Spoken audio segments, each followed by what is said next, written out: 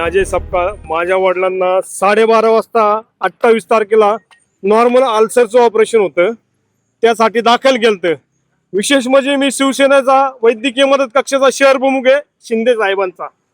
मी व्यवस्थित प्रोसेस करून डॉक्टर साहेबांची कोऑर्डिनेट करून सगळ्या गोष्टींची माहिती घेऊन त्यांना दाखल केलं. डॉक्टर साहेबांनी मला सांगितलं 2 दिवसाच्या आत वडील व्यवस्थित होतील. 28 तारखेला दुपारी ऑपरेशन झालं.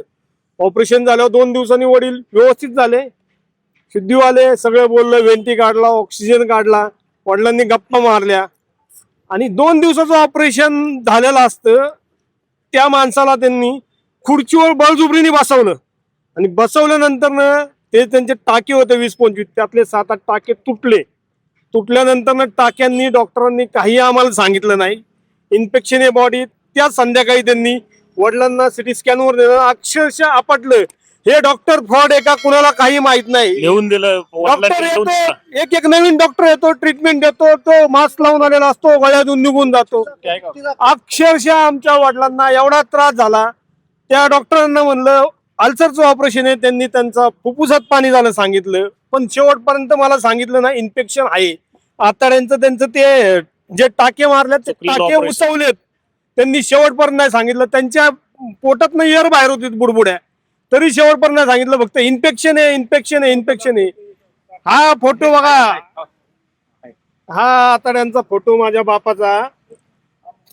पेशंट डायलिसिस वर नेला पार तरी सांगितलं नाही. हे बघा 48 तासाचं डायलिसिस होतं.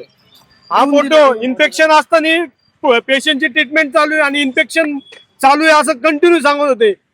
फुफ्फुस गेले म्हणले, किडण्यांवर आलाय, तुमच्या लिव्हरला प्रॉब्लेम झालाय, हळूहळू करत असं डायलिसिसवर आणलं.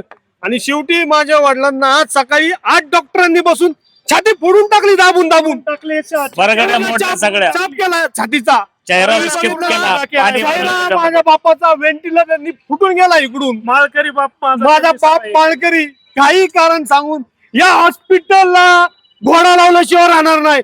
शिंदे साहेब, मी तुम्हाला सांगतोय, मी शिवसेनेचा शहर प्रमुख असून जर तुमच्या कार्यकर्त्याला अन्याय मिळतोय तर सर्वसामान्यांचं काय हाल होत असेल.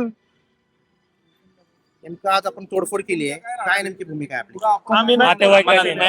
आम्हाला माहित नाही तोडफोड कोणी केली, पण सर्वसामान्य माणसाला रोज मारण्याचं यांचं काम आहे. पैसे घेतात, उकळतात, इन्शुरन्स पास करतात आणि मारून टाकतात माणसाला. ते बोरावके डॉक्टर कोण आहे, चाकणे कोण आहे, काही मॅनेजमेंटची संबंध नाही. 1 तास येणाऱ्या माणसाला तुम्ही इथं एमडी बनवता हॉस्पिटलचा आणि गोळ्या कुणाला देतोय काय नाही. घंटा त्याला अक्कल आहे का नाही, त्या कुठल्या डॉक्टरला काय देतोय. आणि भूमिका काय असणार? भूमिका जोपर्यंत मला न्याय मिळत नाही इथनं उठणार नाही. आणि हे हॉस्पिटल सील झालंच पाहिजे. माननीय आंबेडकर साहेब, तुम्ही आरोग्याचे मंत्री आहात महाराष्ट्राचे. मंगेश्वर चिवटे, श्रीकांतदादा शिंदे, तुम्ही जर या कार्यकर्त्यांना न्याय दिला तरच योग्य आहे. साहेब, हे खूप चुकीचं झालेलं आहे. जर वैद्यकीय क्षेत्रात मी काम करतोय, यांनी माझ्यावर खुन्नस करून माझ्या बापाला ही सजा दिलेली आहे. मी जर कायद्याच्या मार्गाने चाललो असेल तर मला अनर्थ करायला वेळ नाही लागणार.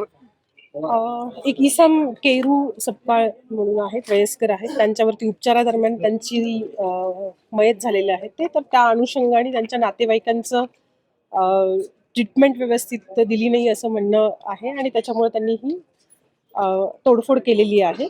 तर त्याच्या संदर्भात त्यांचं जे म्हणणं आहे तर ते आपण रेकॉर्डवरती घेत आहोत. त्यांच्या भावनांशी आम्ही सहमत आहोत, पण तरी सुद्धा जे हे ट्रीटमेंटबद्दल जे काय त्यांचं म्हणणं होतं तर त्यांनी ते प्रॉपर सांगणं आणि त्याच्यासाठी लिगल प्रोसिजर जी आहे मेडिकल कमिटी समोर त्यांचे पेपर्स पाठवले जातील आणि इतर कारवाई केली जाईल.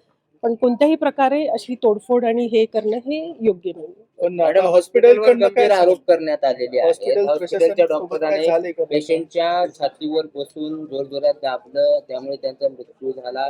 यावर काही हॉस्पिटल प्रशासनाने पोलिसांकडे काही माहिती सांगितली आहे का, काय झालं प्रकार?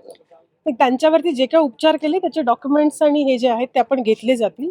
काही निग्लिजन्स असेल तर त्या अनुषंगाने त्यांच्यावरती जी पुढची जी आहे तर ती कारवाई होईल. पण आता सध्या ते पेपर्स घेणं आणि त्याच्यानंतर त्या कमिटीकडे पाठवून पुढची कारवाई केली जाईल. किती जणांना ताब्यात घेतलं? ताब्यात अजून जे आहेत तर त्याच्याबद्दल चालू आहे, त्यांना घेणं वगैरे चालू आहे. ठीक. सीसीटीव्ही बघितल्या आपण, काय नेमका प्रकार घडलाय?